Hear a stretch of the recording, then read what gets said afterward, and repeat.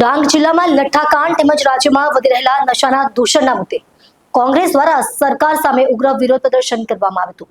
કોંગ્રેસના આગેવાનો અને કાર્યકરો એકત્ર થઈ સરકારની નીતિઓ અને નશાબંધીના અમલને લઈને ભારે રોષ વ્યક્ત કર્યો હતો। વિરોધ પ્રદર્શન દરમિયાન કોંગ્રેસના કાર્યકરોએ ગૃહમંત્રી રાજીનામું આપો, નશાનો કારોબાર બંધ કરો સહિતના સૂત્રોચ્ચાર કરી સરકાર સામે પોતાનો વિરોધ નોંધાવ્યો હતો। નશાના કારણે યુવાનોના મોત થઈ રહ્યા હોવાના આક્ષેપ કરી કોંગ્રેસે રાજ્યમાં નશાના ગેરકાયદેસર વેપાર સામે કડક કાર્યવાહી કરવાની માંગ કરી છે। કોંગ્રેસના આગેવાનોએ જણાવ્યું હતું કે ગુજરાતમાં દારૂબંધી હોવા છતાં ગેરકાયદેસર દારૂ અને નશીલા પદાર્થોનો વેપાર અટકતો નથી।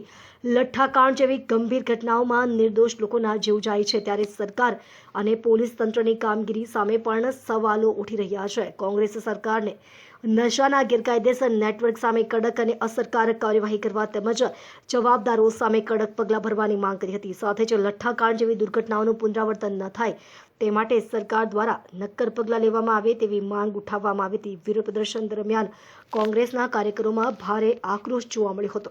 નમસ્કાર, સ્નેહલ ઠાકરે, પ્રમુખ ડાંગ જિલ્લા કોંગ્રેસ સમિતિ।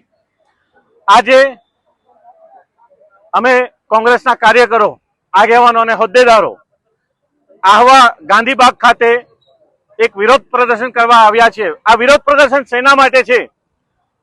ગઈકાલે પરમ દિવસે આપણે જોયું કે ભાવનગર લઠ્ઠાકાંડમાં 6 થી વધુ લોકોનું મૃત્યુ થયું છે અને 33 થી વધુ લોકો હોસ્પિટલ ખાતે દાખલ થયા છે।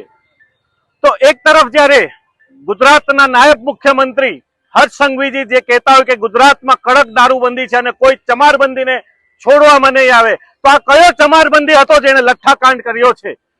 આ સીધો સવાલ છે રાજ્યના ગૃહમંત્રીને અને ભાજપના તમામ કાર્યકરોને, જે ભાજપના જે ઝંડા લઈને ફરે છે એ લોકોને આ સીધો સવાલ છે, જો ગુજરાતમાં દારૂબંધી છે તો આ લઠ્ઠાકાંડ, આ દારૂ આવ્યો ક્યાંથી?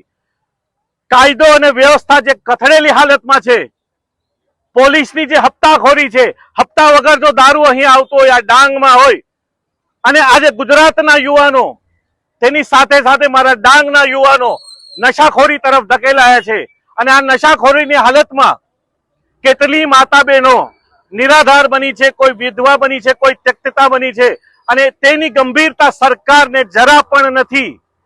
તે બદલ આજે જિલ્લા કોંગ્રેસ સમિતિ વતી અમે હર્ષ સંઘવીનું રાજીનામુંની માંગણી કરીએ છીએ।